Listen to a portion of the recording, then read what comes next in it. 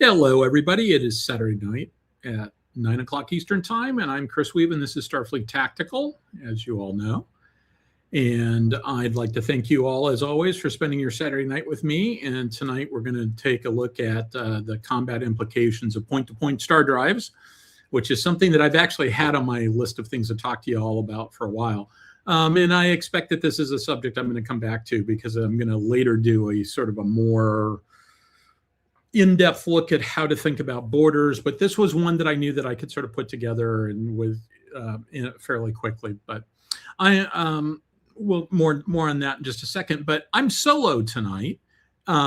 Lissa is dealing with the fact that she and her husband are down to 0 cars right now.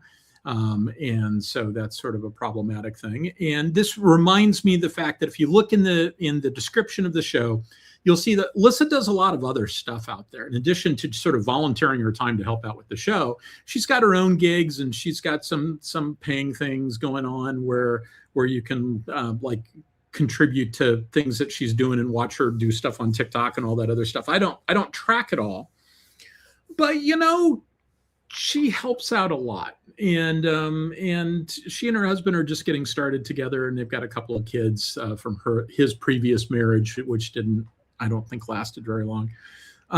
But, you know, if you can go and check out her stuff, and if you find something you like, if you could give her some support, that would be wonderful. So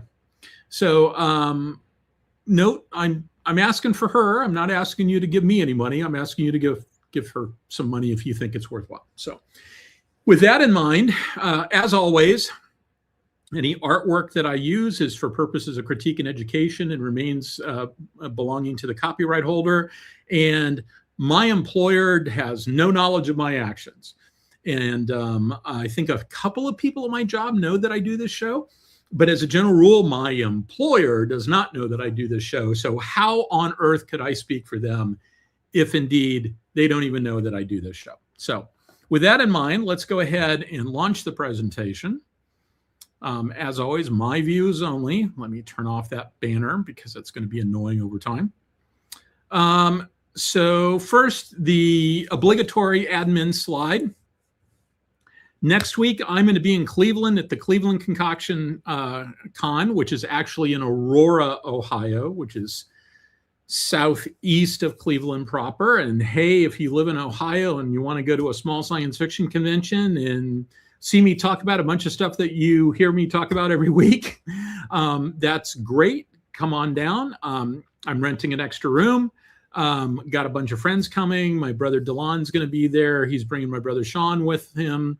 A bunch of other people are going to come and join, including Merle Robinson's going to stop by. Merle and Delon are both actually in the chat, so Merle's going to stop by on a day trip, and so hopefully you all can come down and you know, if there's anybody in the neighborhood, come on by. The week after, the 14th of March, it's unclear as to whether I'm doing a show. I'm helping with an open house the next day. It's unclear whether I'm going to go down there on Saturday night or I'm going to go back down early Sunday morning. I should have some idea in the next week or so. The week after that, it's a probably no, and I'm trying to remember exactly what it is that's going on that week, but there's something going on that week that makes it probably a no. Let me see if I can remind myself real quick as to why that's a no and why it's orange instead of red, because normally I would make it red.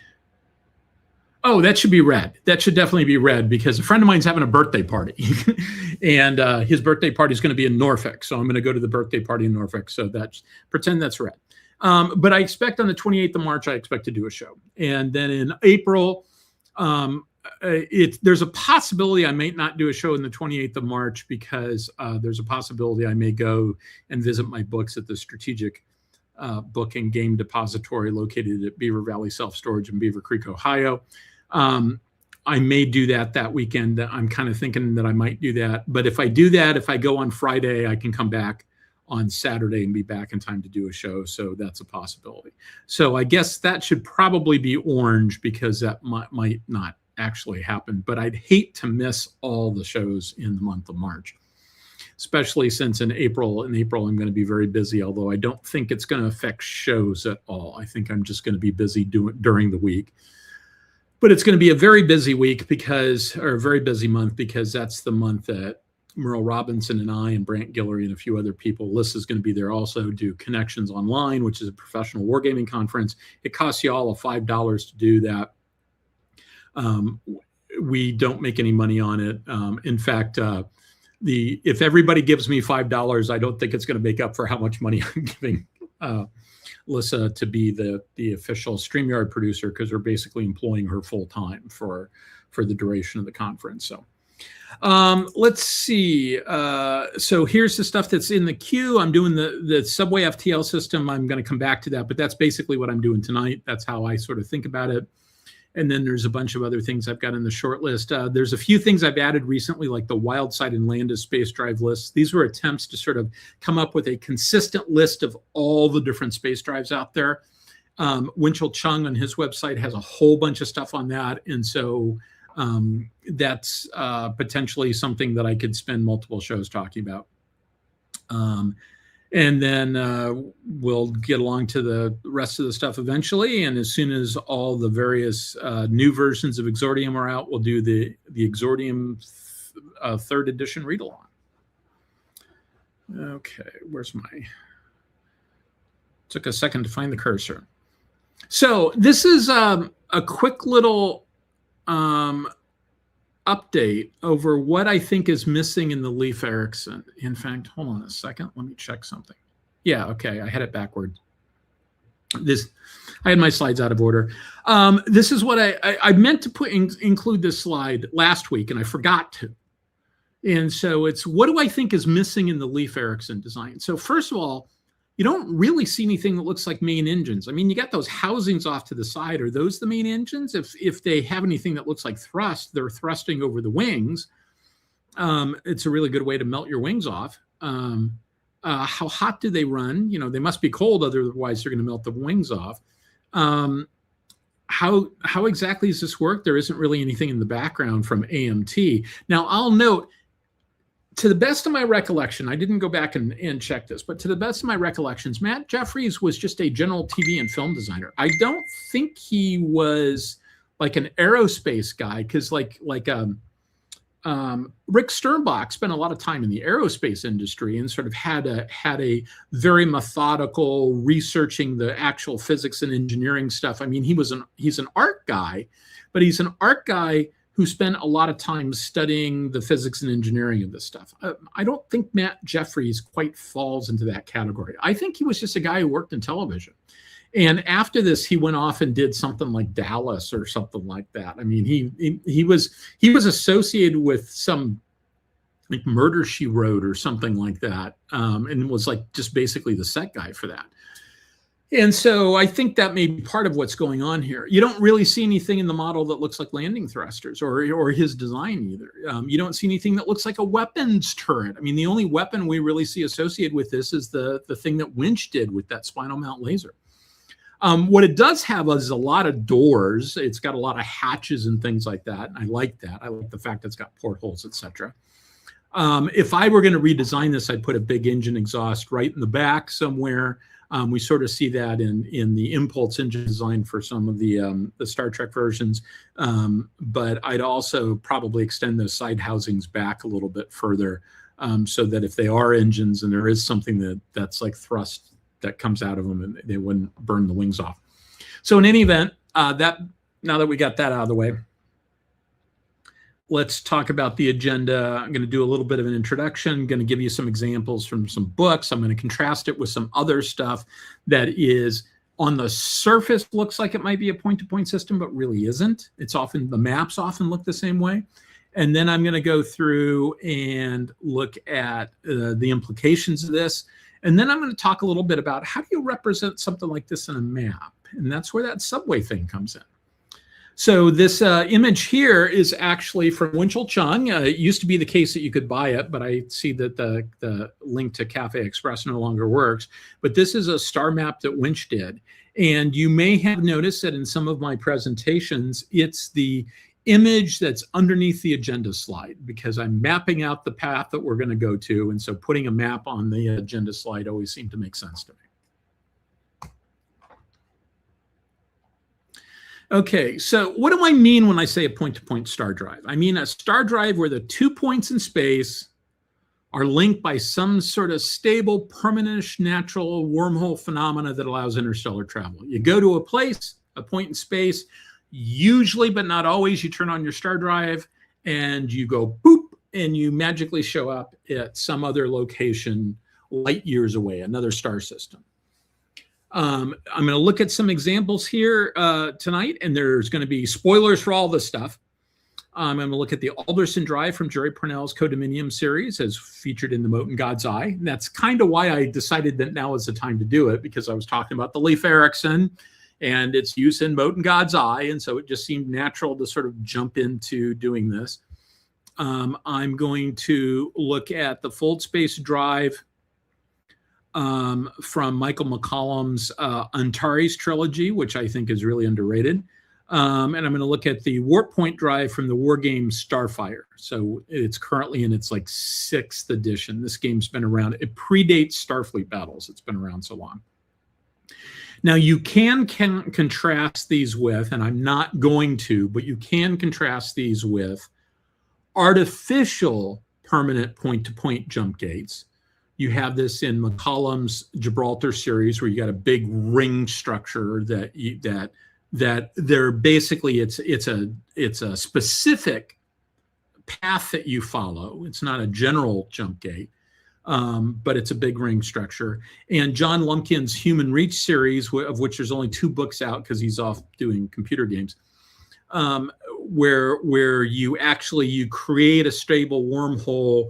You've got the 2 endpoints of the wormhole, and you separate them by having an unmanned, slower than light Bussard ramjet carry one end of the wormhole to another system and deposit it, and then you feed mass into it to make it bigger. The more mass you feed through it, the bigger it gets. And eventually it gets to a stable size. There's a certain size they aim for. And they call these things keyholes, and now they're building an interstellar network slowly over time. It's also contrasted, and I am going to look at these, with sort of de facto jump networks that you see in things like Traveler and GDW's Imperium. I'm going to specifically look at Imperium. Albedo, which I talked about previously, the Albedo role-playing game, and CJ Cherry's Alliance Union book. So I'm going to look at all that stuff. I'm generally going to talk about jump points when I'm talking about the concept in general. I thought about, at one point I was going to use fold point, because I sort of think that that's the least cumbersome, sounds best sort of way of doing it, and it doesn't lead you to conflict with an actual jump drive like, the Millennium Falcon has. But I just decided jump point works best. But when I'm talking about like the Antares drive, I'll talk about a fold point drive.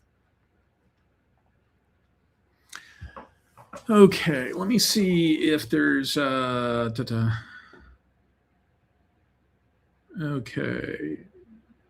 Delon says that he missed the start of the discussion about Lissa. If you go to the description in YouTube of this episode, you should see the information on Lissa's site in there. And that's all for now. Okay, so the examples I'm going to give have some elements in common, and they have some differentiations. The elements in common is that ships generally jump 1 point at a time, one ship at a time. Usually it's because, in some cases, it's because ships don't always necessarily travel at the same speed through the jump point, and they can actually come out physically trying to co-locate in the same space. Usually it's just the simple mundane thing that if you don't get out of the way fast enough, you get run over and you have a collision.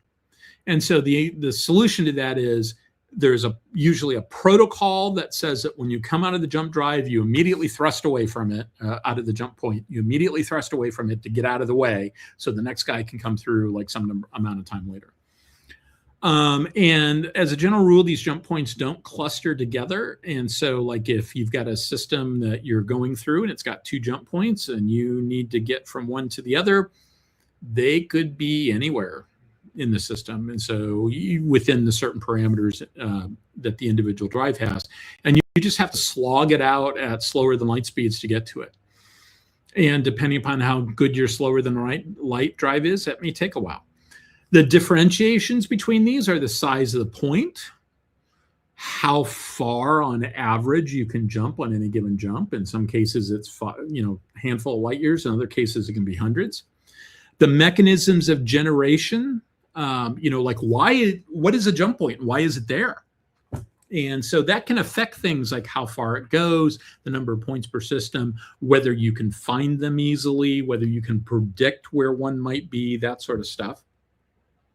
And then finally, the last thing I'm going to look at is the STL drive, the slower than light drive. It really sort of affects travel time. If you get a small, slower than light drive, a slower than light drive, and the points are far apart, then you may travel 10 light years instantaneously and spend 3 weeks crossing a star system to get to the next point, or more. So those things really sort of factor into it.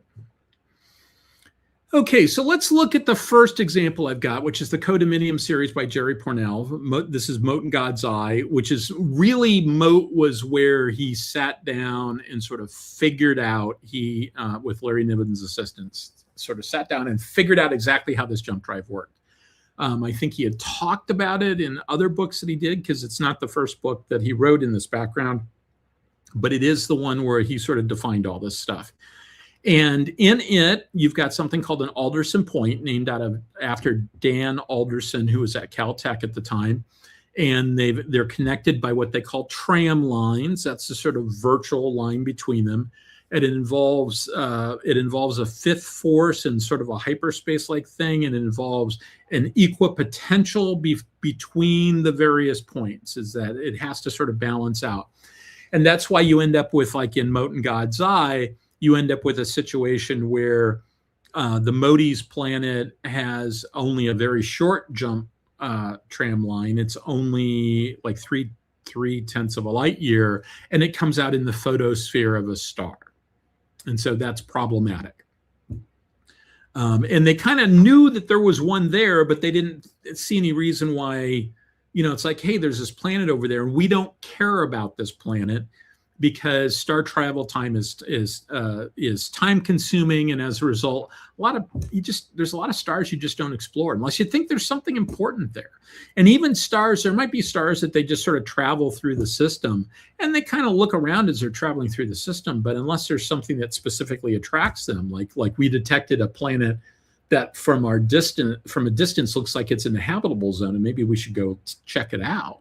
If it's just sort of a planetary system that doesn't have anything in it that's worthwhile, they'll just use it like a bus stop and just go through without even bothering to look around. In theory, any two stars can have a tram line in the entire galaxy, but in practice, there's generally no more than 5 or 6 per system, I think is what they said was sort of the high end of that. And the presence can be predicted, but but it may not be practical to actually go and find them because they might be like in the photosphere of a star, and you can sort of predict that it's okay. That's kind of where it's going to be, but it's not worth actually going and finding. The ranges are relatively short. They said 5 to 15 years on average. 35 light years was considered rare, and the absolute longest jump ever done was 42 light years. And so that's trivial compared to some of these other examples. There's other tech that have implications for all of this. Like, for instance, the Langston field, which is their black globe generator, to put it in traveler terms, it's their equivalent of a force field, which is very useful in combat. And it also means that you can protect a city, which means all the other things point towards defenses being really tough around the Alderson point because it's way far out and it's slow to get to. And, maybe I don't need to protect it because I can protect my city instead. And so the Langston field really sort of points you at point defenses for planets. And as far as ships go, it means that you can actually have a space battle where everything isn't automatically destroyed right away. So all of this is in Building the Moat in God's Eye, which is in A Step Farther Out, which is a 1977, 1979 book that a collection of short stories and stuff and essays that Pournelle wrote. And so if you go there, you can find all this stuff. And there's lots of good information there, and there's a short story that goes along with it. Okay, Michael McCollum's Antares trilogy. So Michael was a writer at Del Rey, and when they purged their mid-list back in the early 90s, he was one of the ones purged, which was a shame because they kept a lot of crappy Star Wars novels and got rid of some authors that wrote some actual good stuff, and Michael McCollum was one of them. But he created his own publishing company called Sci-Fi Arizona, and you can get all this stuff on Amazon, or you can get it directly from Sci-Fi Arizona. In his terminology, you had fold space points that are connected by fold space lines. Fold space lines between the system are created by the effects of the the black hole at the galactic center.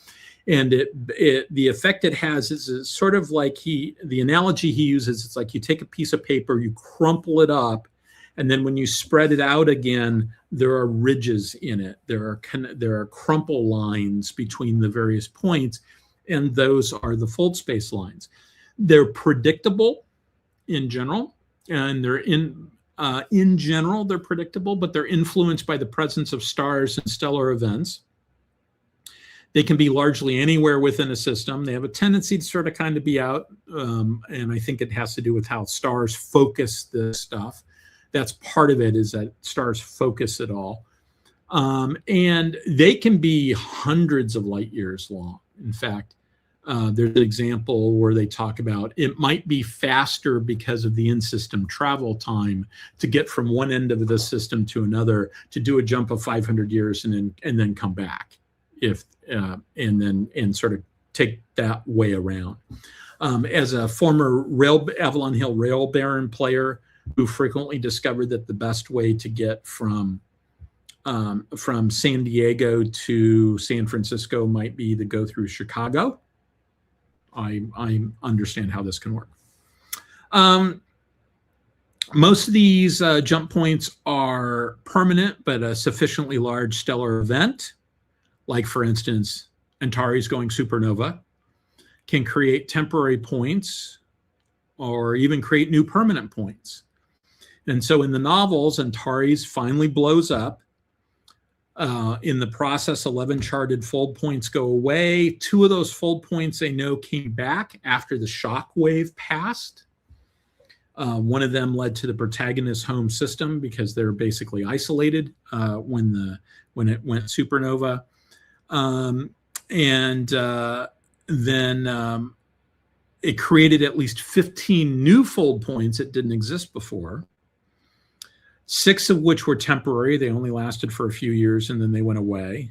Basically, they were created when the detonation happened, and then when the shock wave passed, they stopped again. They went away again.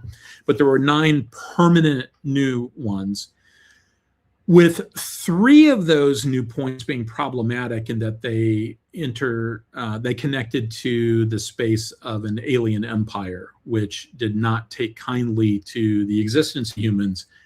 For reasons that are explained in the book. It's not just general xenophobia. It's very specific xenophobia. And this led to a war that our heroes stumble into. They come out of hiding, the fold point comes back, and they immediately discover that human space is at war. And they're in a disadvantageous position, but they also have some advantages in that they know that you can actually get through the Antares supernova remnant, in that is not a blocked off avenue of approach, and so that it gives them the ability to do an end run around the Rael. Stars can have anywhere from, so not every star has a fold point, but Antares was the giant in human space. It had 6. Later on, they discovered that Spica, which is the giant in alien space, has 8 fold points on it, which is just like way off the end. There's anomalies that can exist. The scientific understanding of this is not 100%, and so there's sometimes there's things that they don't quite understand. They can go hundreds of light years, like they use 500 light years as an example. And the slower the light drive is basically a magic photon drive that has magic fusion reactors associated with it. And so they go tooling all over the system. And so while you might have a flight that lasts 3 weeks in the CoDominium books, in the Antares trilogy, if you had a flight that lasted a month, that would be just totally and completely unheard of. You're probably talking more like 30 hours as opposed to 30 days, right? So I really, really like the Antares books. Finally, there's Starfire, where you have warp points and warp lines. I should point out that this is the one I know the least about because it's the one I did the least amount of research on for this. I've read Moat relatively recently. I've read the Antares trilogy relatively recently, went back and went through them all. I am not up to speed on the Starfire books. I'm not up to speed on the Starfire game. I've read a bunch of the stuff, but not with the idea that I was going to do a talk on it. So feel free to correct me. You are transported just by entering the warp point. If you just, it's like you're walking down the street and you don't see the manhole cover, and next thing you know, you're someplace else. The drive itself, the purpose of the drive isn't to activate the jump point like these other ones. The purpose of the drive is to hold your ship together, because if you just stumble across one of these things and you do the jump, what basically happens is the warp line rips you apart, and instead of a ship coming out the other end, you get pieces, parts, and maybe some, gas and stuff like that. So it's kind of ugly. But a drive field will hold the ship together. You can also have open versus closed warp points. Open warp points you can detect. Closed you can't, except you see a ship come out, or you just stumble across it. There's some other weirdnesses with closed points that I'm not convinced that it's entirely consistent.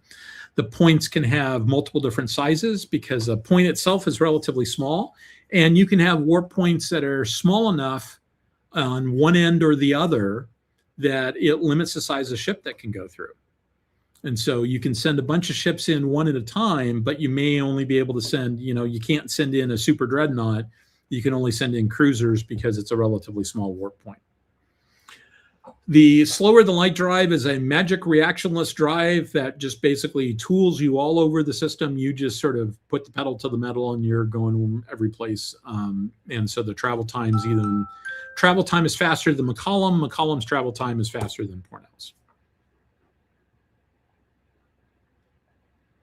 Okay, so let's contrast it with a few other things. So this is the map from Imperium. It's a computer recreation of the map from the board game Imperium.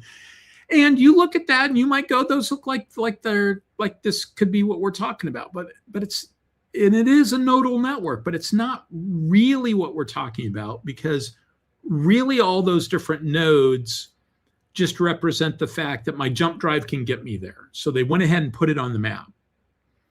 And you see lots of places where the lines cross, et cetera, which is not the sort of thing you see in one of these other nodal maps.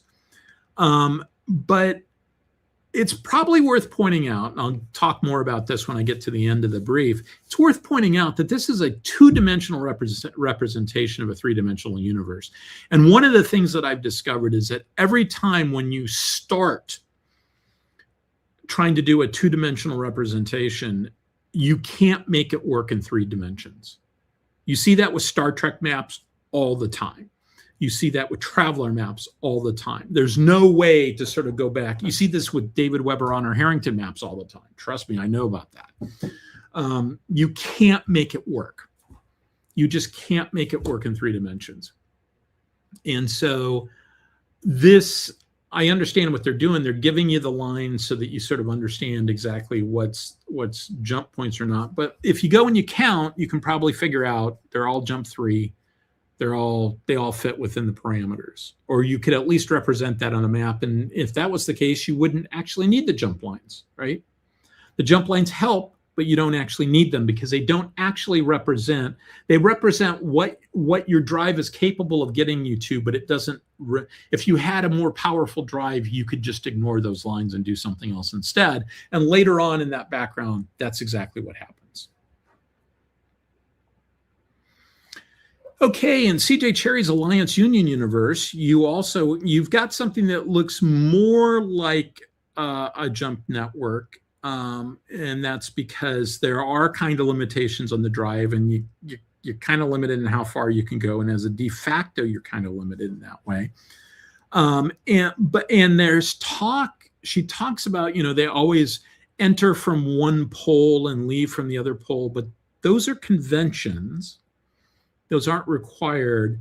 But the thing is that CJ Cherry's physics are really unclear.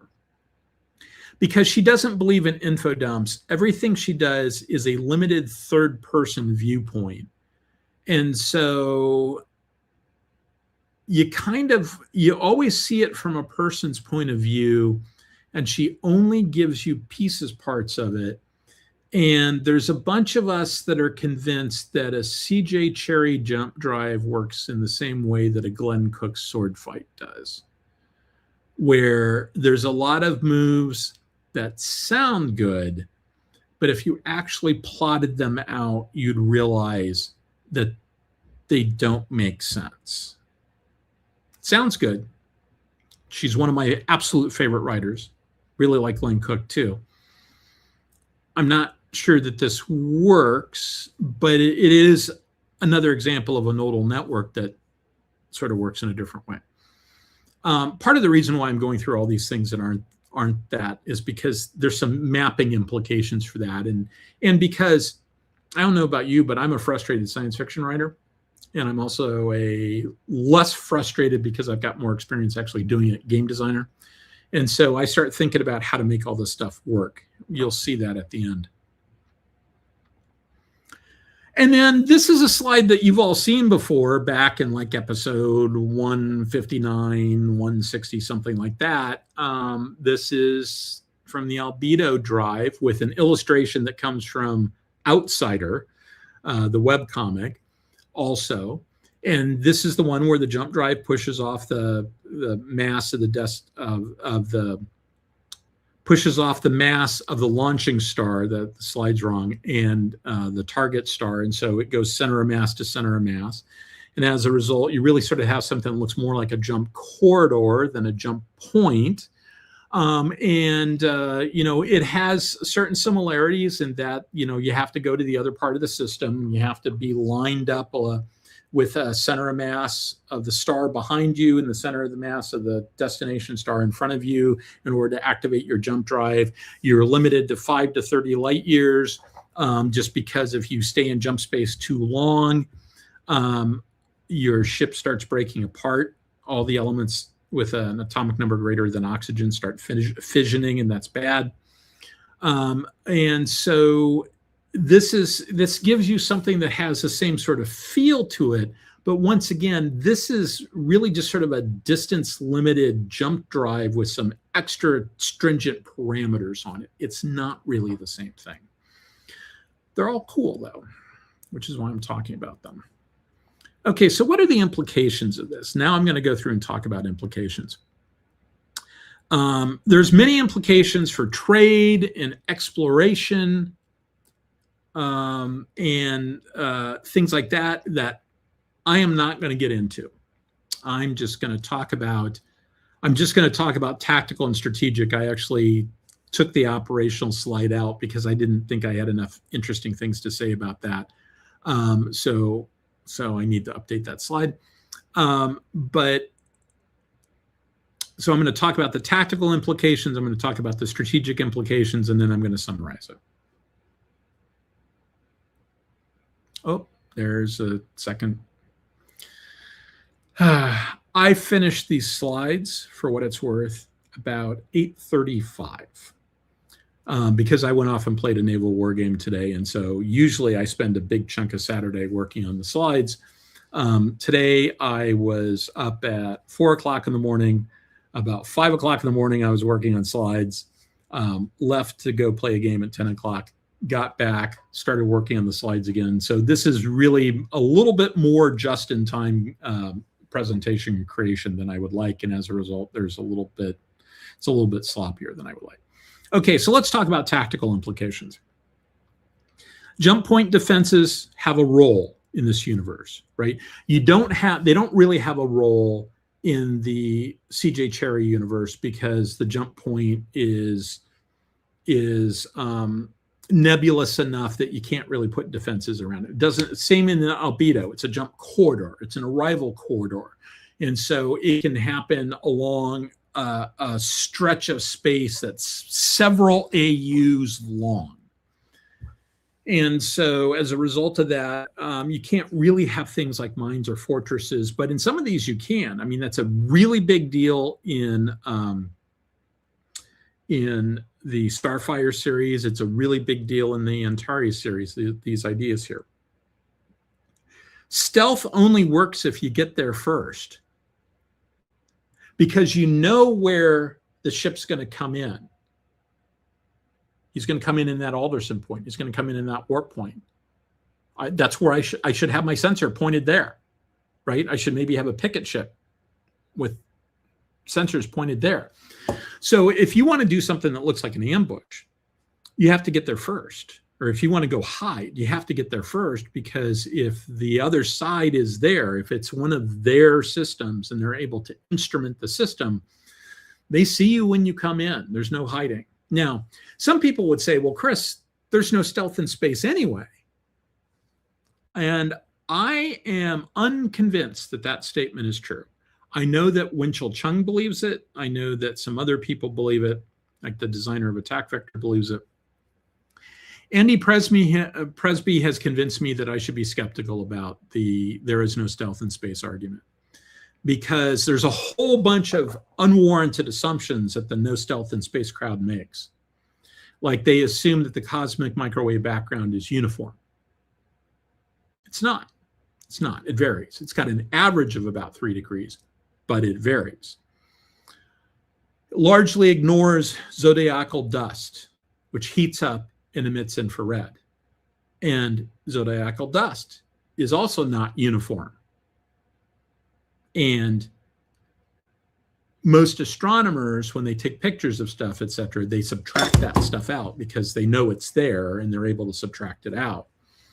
But that's because they're doing it in our system where we've got a really good understanding of where all that stuff is.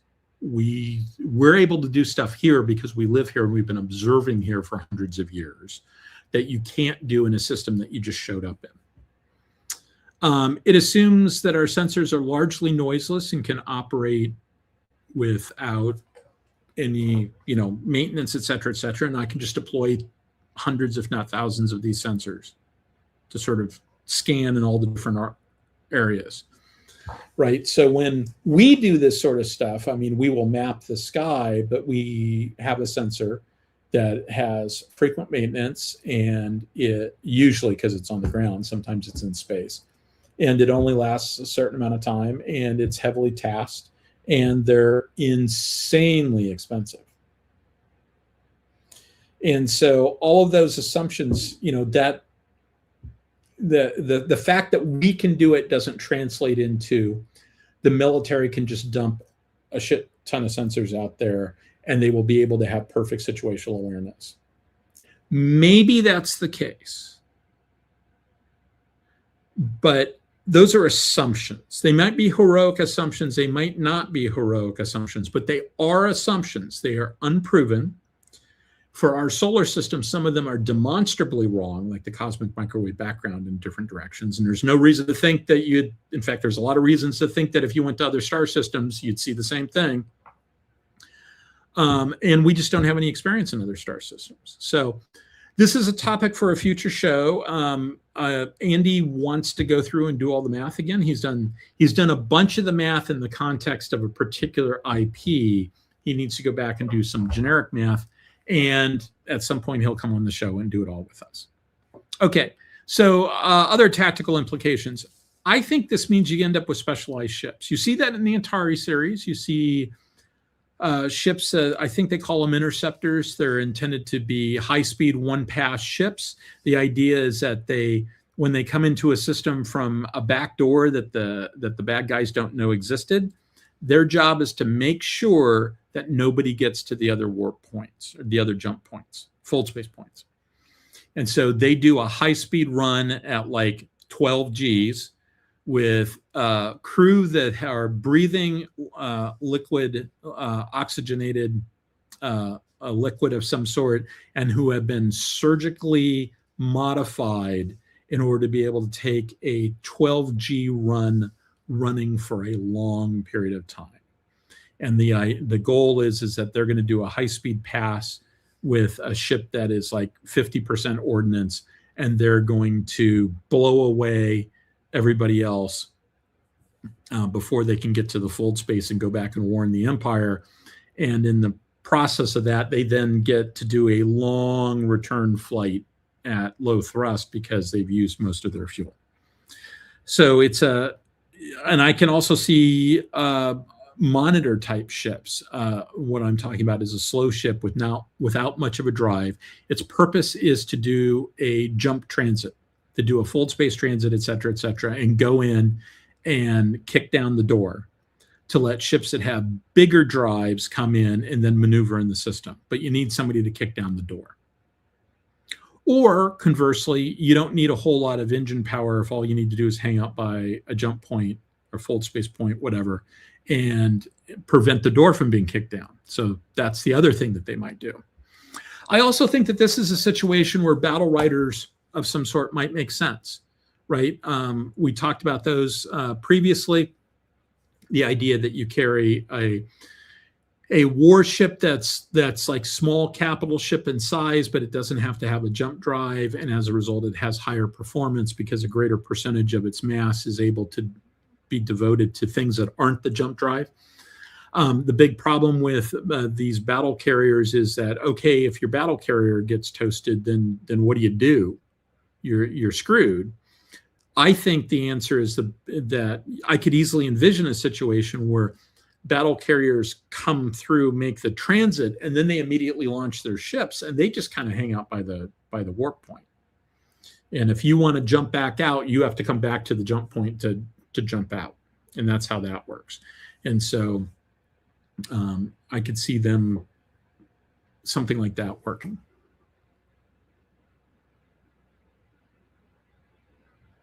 So let's see. There was a comment here I wanted to throw up. Interceptor crews are like the aliens from UFO. Yeah, that kind of makes sense. Yes, they're very specialized. They're there to do one mission. In fact, one of the things I talk about in the books is that they're going to do this mission, right? And they know it's really very specialized because they only think they're going to need them on this one system. And they know that this is their moment to shine, and they will make their reputation there. And after that, they're going to be high-speed courier pilots. So they're going to participate in like one battle, and then after that, they're going to be doing the mail run. So it's really kind of funny. Okay, so let's do a little bit of a strategic exercise. Let's take a look at this map and think strategically about it. I guess Starfield must be a game. I just kind of found it when I was looking for node maps. And I realized that this is potentially an interesting exercise because when you look at this, think strategically about it. This looks like a big, complicated map, right? It's got a lot of stuff going on, a lot of lines. It's complicated. Is it? Not really. You've got a handful of branches, each one color-coded. I sort of tried to put something vaguely along the ones that had multiple stars on them. I sort of kind of ignored all those short ones, etc. But so you've got like, basically you've got one really big one, the blue one. The orange one is sort of second in size, and there's some smaller stuff that came off of it that I didn't mark in orange, but it's part of the orange, right? There's only one place in this map where they connect, where they have any interaction with each other. So if this were jump points, there's one place, Grand Central, Meet Point Station, it's going to have some name like that, right? But it's really, from a connectivity standpoint, it's really not very connected at all. And if you're trying to tell a story or play a game, where do you think all the action's going to take place? It's going to be at Meet Point Station. Everything's going to happen at that hub because the rest of it just doesn't touch. But we can fix that. So let's fix that. So I added these fuchsia lines. They're new tram lines that connect far points in the various empires. And I really just kind of said, how about this one and this one? I mean, there wasn't any magic. Didn't have any formula. And I was like, okay, well, I want to connect blue and green. Let's connect blue and green. Let's connect blue and red. Let's connect. Sorry about that. Let's connect orange and blue, et cetera, et cetera. So I just threw some in there. That's a lot more interesting from a science fiction reading perspective, writing perspective, gaming perspective than the previous map has. Wouldn't you say? Okay, so now I'm going to go and let's compare some of the things we've seen. I'm going to put them all together and see what we get here. And so looking back at the three that I spent some time on, we've got the CoDominium series, we've got the Antares series, we've got Starfire, and I say take it with a grain of salt because it's the one I know the least about, and there's a lot of stuff I'm doing from memory, and I most likely got some of it wrong. Generally, they all have about the same number of points per system, fold space, jump points, whatever you want to call them. How far apart they are in the system seems to be variable. And of course, far is a word that is heavily modified by how good your drive is, right? If you're walking, 5 miles is far. If you're driving, 50 miles may be close, right? Same with slower than light drives. How big are the various points you're dealing with? Well, in the case of the CoDominium universe, we're talking about like an AU in size. Now, that is the number that I remember. I do not remember that I ever saw that in print. I did hear it from Jerry Pournelle's son on Thursday when we were talking about this. He's in the office about 4 or 5 down from me. So I was saying that I was going to do this, and we were talking about sort of like defending there was an opening chapter of Mote in God's Eye that got left on the cutting room floor, but you can read it in a step farther out, which is a space battle where they're covering the back door into the system. It's where we first get introduced to the MacArthur, and it's the one and only space battle that was going to be in the book, and it ends up not being in the book. But the MacArthur, they detect the MacArthur after it comes through, and it's been through for a while because they're looking at a space that's an AU in size, and it takes them a while to sort of figure out the MacArthur's there. In the Antares series, I don't think that we ever get an actual size, but they're a lot smaller than that, and they sort of look like they're contour maps showing the equipotential, showing the gravitational flux lines is basically what it is, and it comes to a point, and that's where you are, and they've got vector arrows showing all the different things going in and out of it. In Starfire, it's a lot smaller. In fact, it can be small enough to actually limit your ship size. Are they predictable? in the CoDominium universe? Yeah. Theoretically, every pair of stars has them, but it's an equipotential force thing. So you can sort of go like, is there a place where these two would connect? And do other things get in the way? And so they're generally pretty predictable. You know where to look. In the Antares series, they seem to be somewhat predictable in that every now and then something weird happens, and they don't understand why it works out. They couldn't figure out why they couldn't find a line to Spica, because there should be a line that goes to Spica. So I get the impression that they're predictable. They're not predictable on a big systemic level. Like you can't go, okay, yeah, I should get one to there, but you can sort of predict where they would be in your system, but not necessarily where they're going to go to. And then in Starfire, they seem to be kind of random. You just sort of discover that you've got one and you jump through it, and then you figure out where you are after that. So are they surveyable? If you've predicted that there's probably one there, can you find it? In the CoDominium, yes. They don't do that in that opening story because they didn't have a ship that, they didn't have the resources to basically go and do the fine survey that they needed to. They just went on their model. In the Antares series, yes, they go and they look for the point as a general rule. And in the Starfire series, you've got open warp points that are surveyable. If you've got your warp point detector, it will tell you there's one there. But if it's a closed warp point, it won't tell you that there's one there. You really have to stumble across it, or you have to see somebody coming out. STL drive tech, I left out the Starfire one. It should be that's the magic tech, and it's the fastest of the three. Tactical implications. The Alderson point for Pournelle's stuff is big enough that it's really kind of impractical to have significant defenses there, because you can come out anywhere within that point.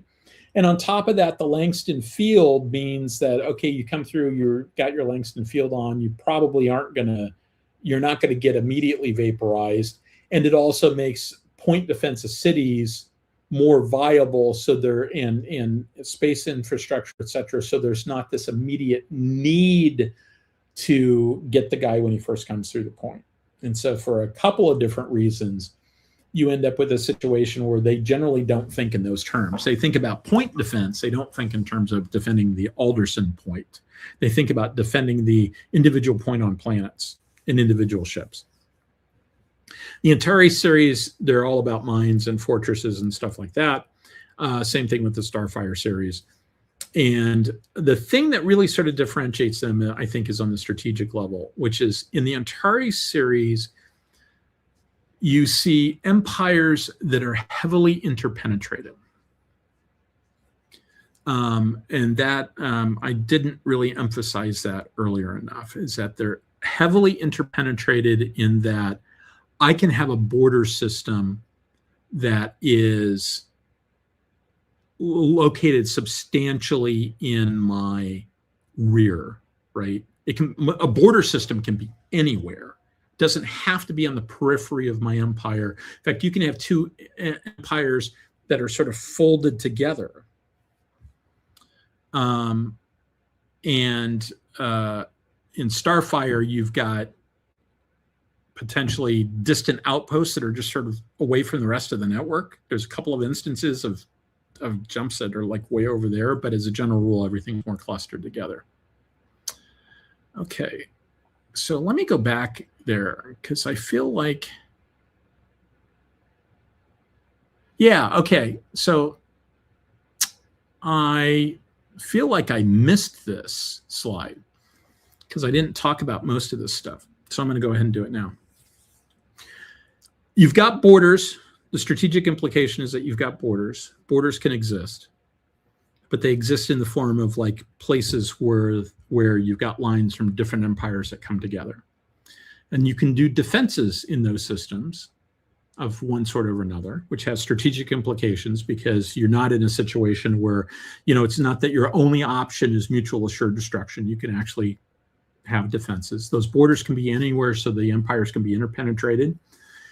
And So you can have stuff, and that interpenetrated both in that they touch, and interpenetrated in that you might know that like Alpha Centauri belongs to the aliens,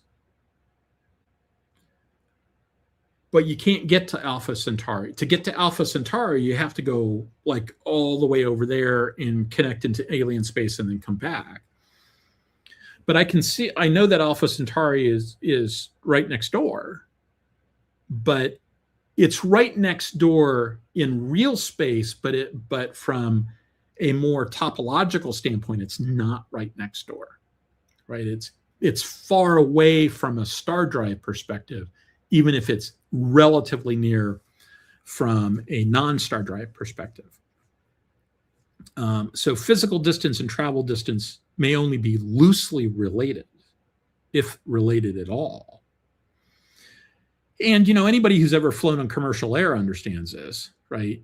Like, oh, I want to go to Miami and I live in DC and I have to fly through Chicago to go to Miami.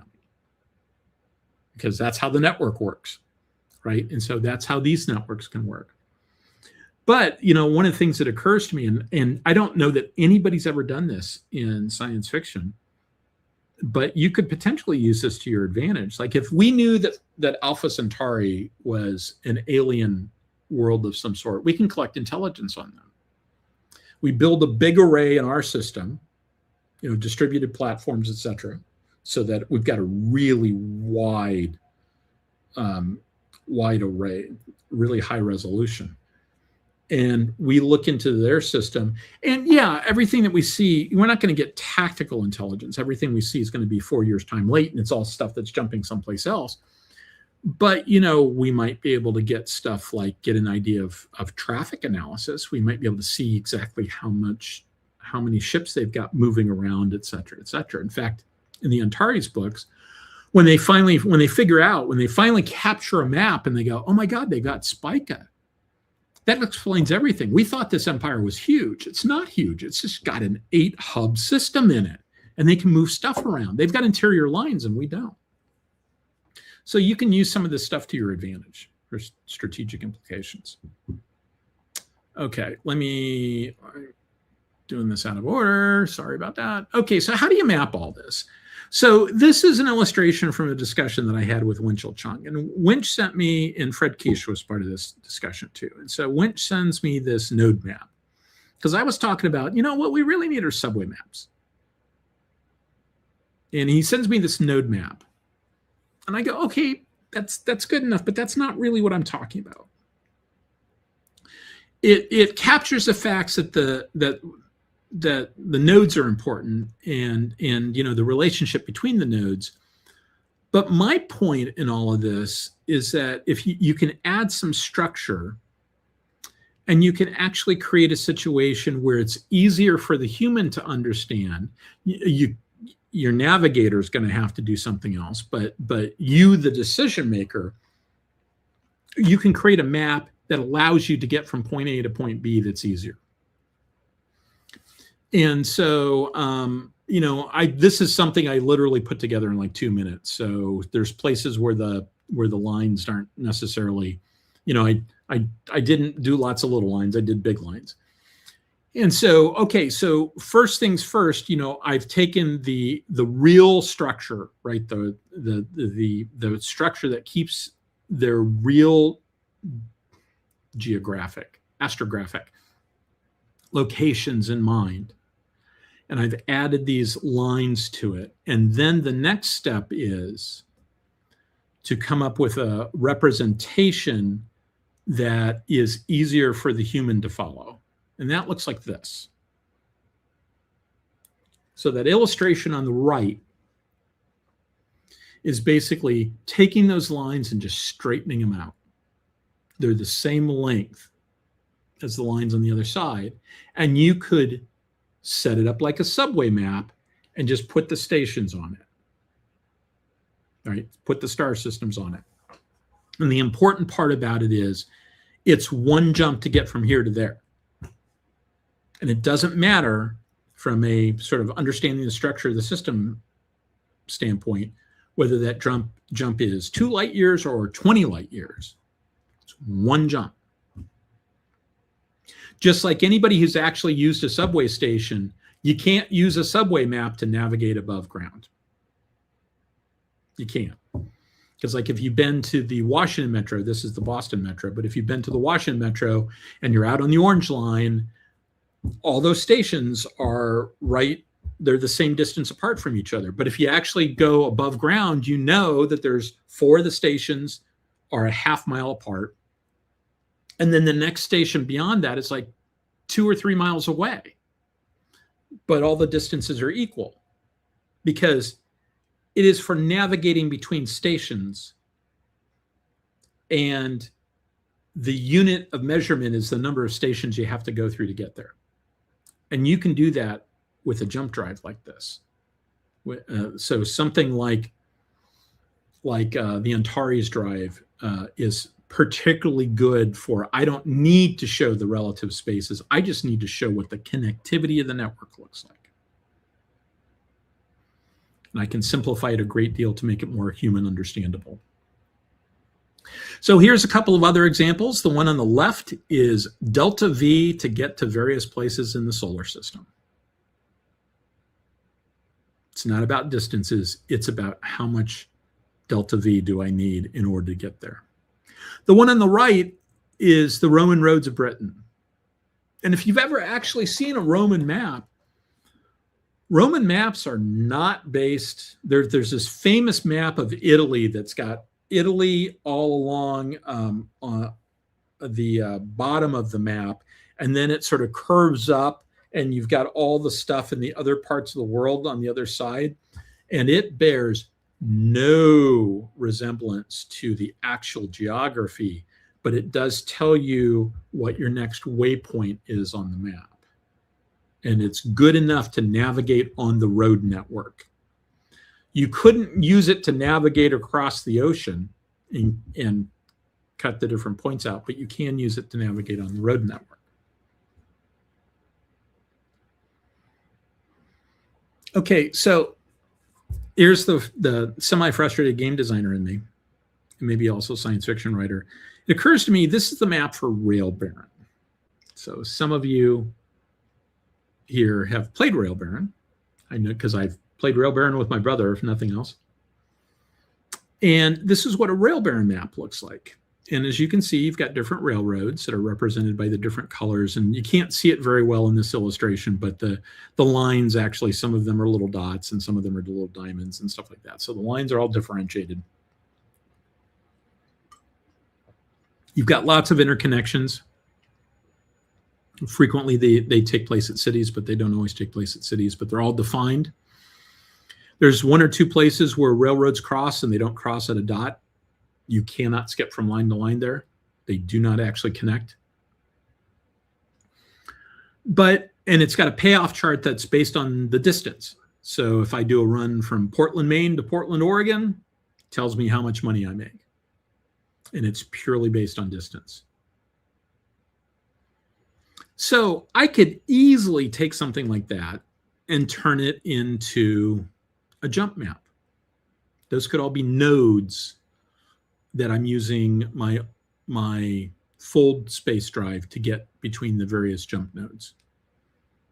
So subtract out the picture of the United States below it, so you've just got the railroads.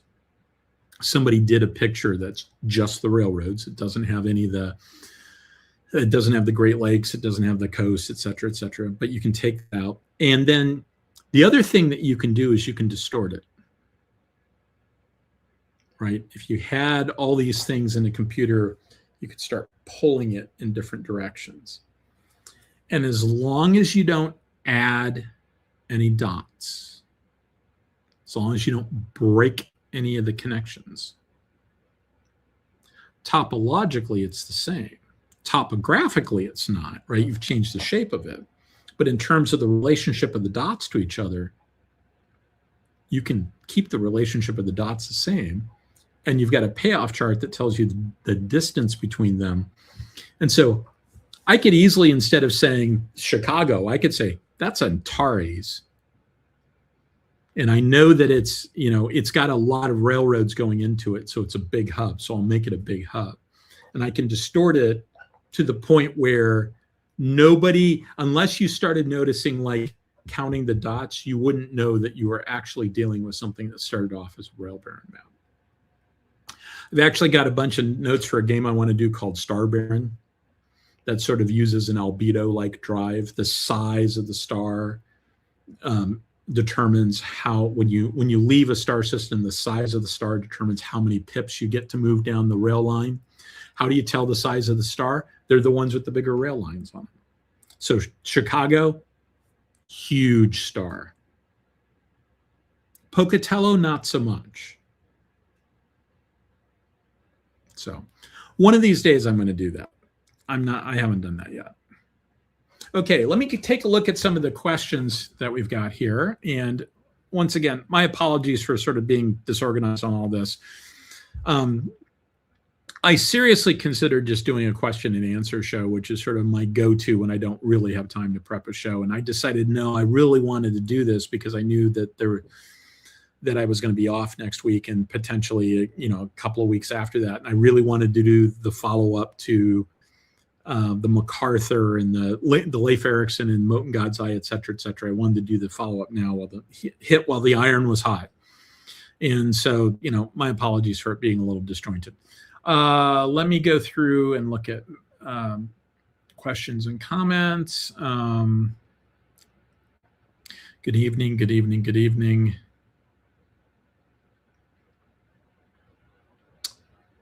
Let's see. One Horse Shay, hello. Bill, good to see you.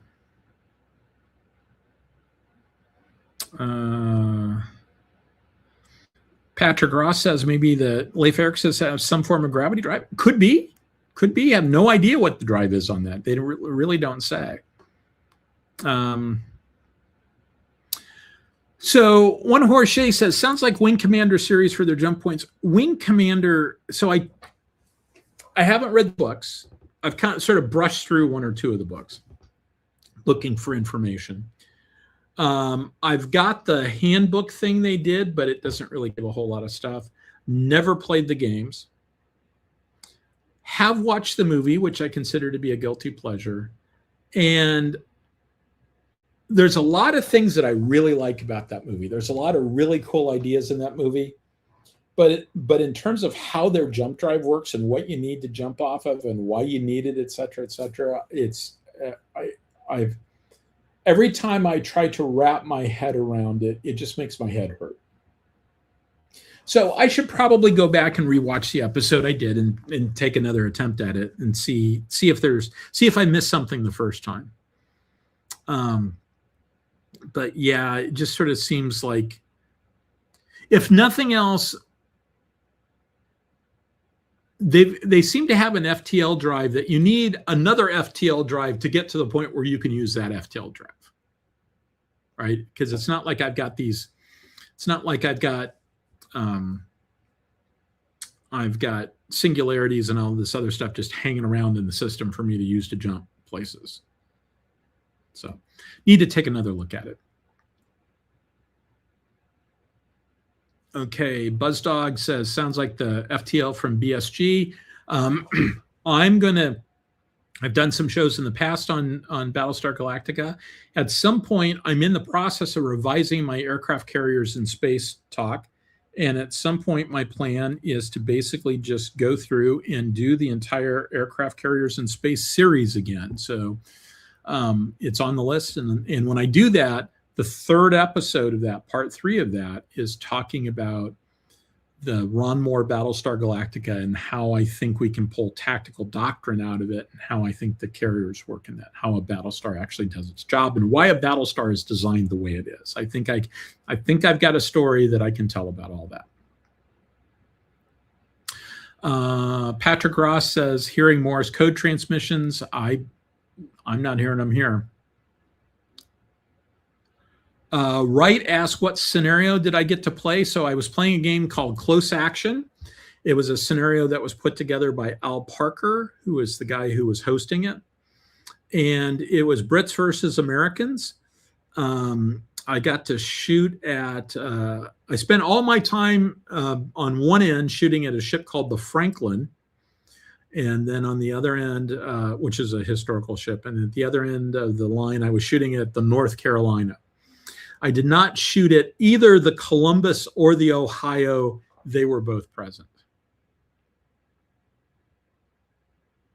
Oh, Bill Edwards says that, yeah. So every now and then, I did not silence my phone.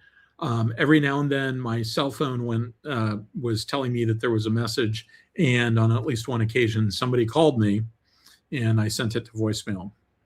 So somebody who should know that I do a show at Saturday night at 9 o'clock called me anyway.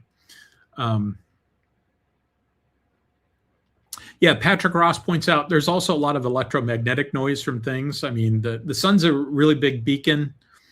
And, people blithely talk about, 3D, I've got a couple of degree difference. I'll pick them out from the background of the sun. It's like, maybe not. The other thing with a lot of this stuff is, on the flip side, people also will say things like, well, I'll just hide behind the planet. It's like, well, okay, but you have to get to behind the planet. In order for you to hide behind the planet, you have to know where the sensor is. How do you know where the sensor is if you don't have line of sight on it? And oh, by the way, if he's got more than one sensor, that makes it infinitely harder to hide behind the planet. So I don't believe I'll just hide behind the planet, or I'll radiate all my heat in the direction that's away from where the sensors are. How do I know where the sensors are? And oh, by the way, if that worked, then the people that are trying to sense me are going to understand that works, and they're going to put sensors all over the place. So stealth in space is hard. It's hard. There's lots of factors, and I'm looking forward to doing that episode with Andy at some point.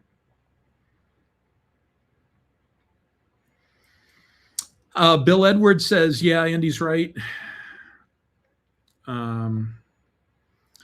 I'm looking forward to having that conversation with Bill and Andy at some point.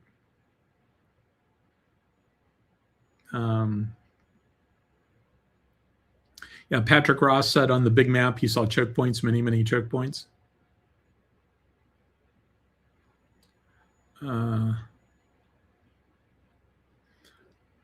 Patrick also quotes Signe Mallory from C.J. Cherry, "The border is where the fleet sits at the moment," which is very accurate. One of the things that got me thinking about borders and why I wanted to talk about them, and I should do this at some point, I should talk about this in particular, but the quick version is Stephen Donaldson's Gap series. Now, they've got a jump drive that allows you to do basically a jump to anywhere that you've got coordinates for, like point to point anywhere in known space. And yet at one point, one of the Earth characters says that the fleet is out on the border, protecting the border. It's like you 100 pages ago, you told me there was no border, because that's what it means when you say the jump drive can get you anywhere. And I looked at this and I said, in book three is going to end with the aliens jumping to human space, because I knew it was a 5-book series. Book 3 is going to end with the aliens jumping to human space, and there's going to be no fleet around Earth because the fleet's going to be out on the border, quote unquote, out on the border. And that is exactly what happened. It went directly to human space because it didn't have to stop at any damn border.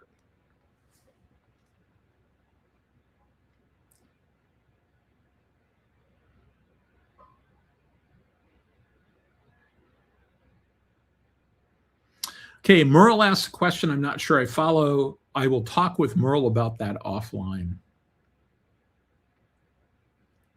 Oh, Bill left. Bye, Bill.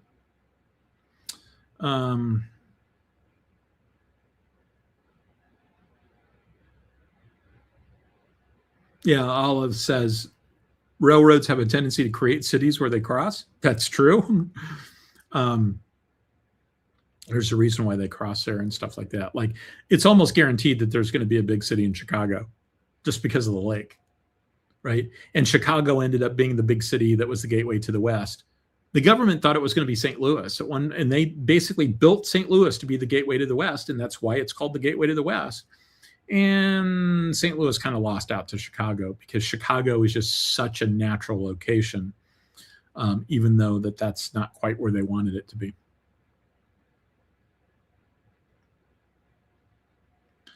Yeah, it is a guilty pleasure movie.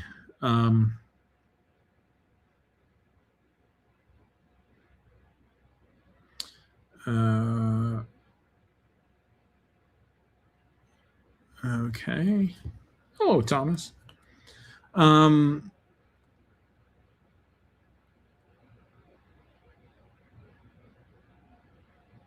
Yeah, Olive says if you think of trains needing like wheelchair ramps, different elevations might explain some of why there aren't the shortest connections by a 2D view. Yeah, and yeah, in some cases what we're looking at when we see a 2D view is things that are actually a lot farther apart than they would seem to be. Like if it really is a 3D projection and you're just looking at it in 2D mode, you've got that going on. And there are some games that try to handle that. Like for instance, Web and Starship very specifically has different size stars. The size of the star is not the physical size of the star, it's how far above or below the plane of the ecliptic they are.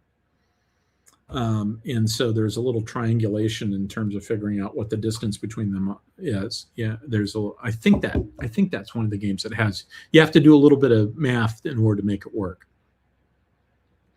And so things like that can sort of show up in the view. Sometimes, but like I said, I don't think anybody from Star Trek who's ever done any of the Star Trek maps actually thought in terms of 3D. They thought pretty much in 2D. I know that in the Honor Harrington universe, Tom Pope has made the comment to me that you can't make it work. You really can't make it work in 3D. You just kind of have to accept the fact you're living in a 2D universe.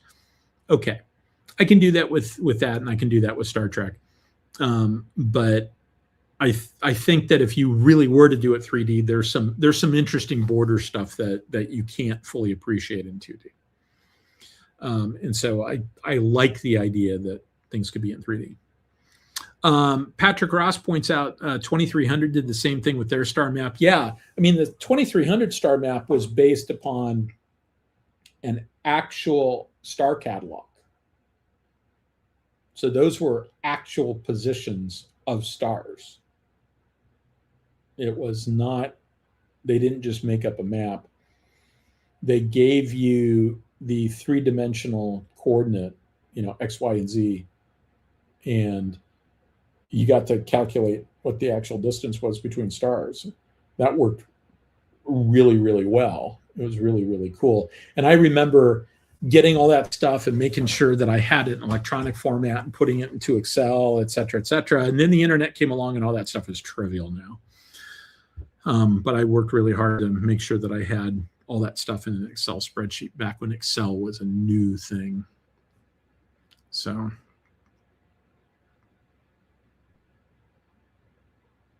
Olive points out Federation 3D makes a handy fudge factor about where Federation space might actually be. Yes, it does. And Wright points out Atlanta was created by the cross-section of railroads. Yeah, I can believe that. Atlanta's not a city that I spent a little bit of time there, but not enough. So how did the three universes covered tonight handle long-range communications? Couriers? Yes. In all cases, they talked about that. Now, about doing something like that. Starfire might have had a courier network.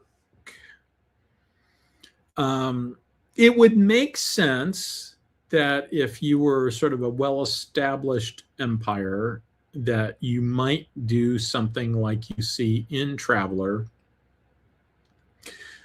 You might have ships whose sole purpose is to go into a jump point, jump to another system, and then radio message traffic to across the system to wherever the next jump point is, where a waiting receiver would download it and load it into another ship that would continue along the way. You could do like a Pony Express thing where all you're doing is jumping back and forth between the two jump nodes, taking traffic both ways. You probably want to have some sort of station or buoy that would collect everything. The ship comes in, does the download, jumps back, does the download, jumps back. You know, at some point or another, you're going to have to fuel. So it would make sense that you would do that. Other than that, if you don't have a network like that set up, everything is loading it onto the mail steamer and the ship sails away. Right? You know, at one point, the world was in this very interesting place where you had telegraphs on land, but you didn't have a telegraph under the ocean. And so if you were moving across land, communication is relatively fast. I can send a text message across the entire United States. It's got to be relayed a couple of times. So, you know, it might take a day to get across the entire United States, but it gets across the entire United States. And then I load it onto a ship and it takes 3 weeks to get to Hawaii or wherever it's going. So it's kind of interesting how that all plays out.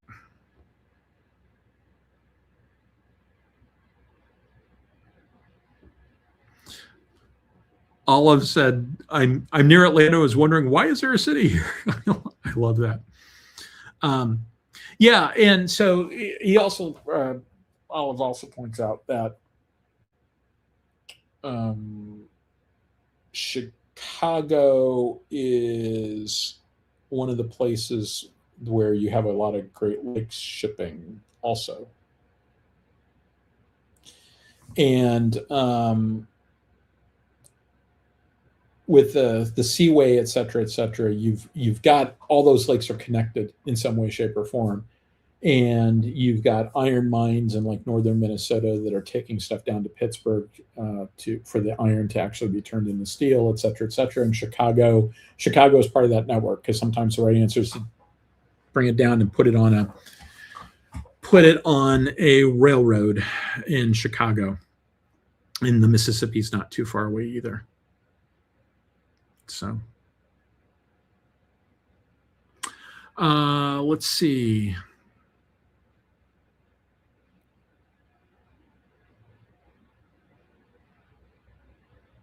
Yeah, Bob says Starfire universe has mail transfer by fast ships from warp point to warp point. I don't understand why you don't use radio. It seems to make. Yeah, and Patrick Ross says, then the transcription errors crept in for 2300. Yeah, there were a few of those. Wouldn't be GDW without a few errors like that. They just happen. So, all right. So, I think it's probably time to call it. So, thank you very much for everybody being engaged. We had 24 people at the end, so that's great. And once again, I say this every week. Every week it's true. I am honored and somewhat surprised that there's 20 some of you that think that this is the best thing that you have to do on a Saturday night is to listen to me talk. I appreciate the fact that you do that. I especially appreciate the fact that you do that, even though like tonight there was a lot of little errors just because I was sort of rushing to get it done. But I thought about just like I said, not doing a question and answer show, and I decided that I really kind of wanted to do it because I like doing this show, even though sometimes it could be a little bit of work. But I like doing it, and I like the fact that you guys seem to like me doing it too. So with that in mind, I will see you in the near future, but not next week, and maybe not the week after, and definitely not the week after that. So keep your eyes open for when the new one comes. And like I said at the very beginning, check out Lissa's site. see if she's doing stuff that you want to support. So thank you very much, everybody, and see you next time.